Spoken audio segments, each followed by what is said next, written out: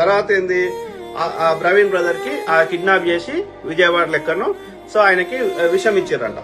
Poison అంటే విషం. Okay, విషం పాయిజనస్ ఇంజెక్షన్ ఇచ్చారు, విషం ఇచ్చారు. ఓకే, తర్వాత అక్కడనే ఆయనకి ముఖం మీద అంతటా మొత్తం కొట్టాల్సిన దగ్గర అంతా కొట్టేసారు. ఓకే, అర్థమైందా? ఆ 7 వెలుతురున్న ప్రాంతంలోనే కొట్టిరు. ఎందుకంటే చీకట్లో కొడితే ఏడవాడితే ఆడదెబ్బలు తగులుతాయి. ఇప్పుడు ఎక్కడైతే యాక్సిడెంట్ అయిన దగ్గర ఒకవేళ యాక్సిడెంట్ అయినా డిఫరెంట్ గా ఉంటది, నిజంగా అక్కడ దాడి చేసినా చీకట్లో దాడి చేస్తే ఏడబడి తడగాయాలు ఉంటాయి, డ్రెస్ అంతా చినిగిపోయి ఉంటది, శరీరం అంతా రక్తం అడుగులో ఉంటది.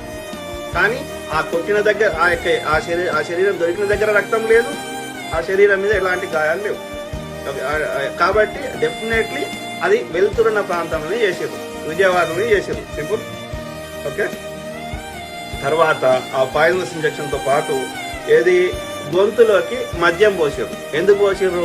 ఆయన తాగి బండి నడిపి చచ్చిపోయిండని రిపోర్ట్లలో రావడానికి, ఫోరెన్సిక్ లో గానీ లేకపోతే ఈ పోస్ట్ మార్టంలో గానీ. ఓకే, అర్థమైందా?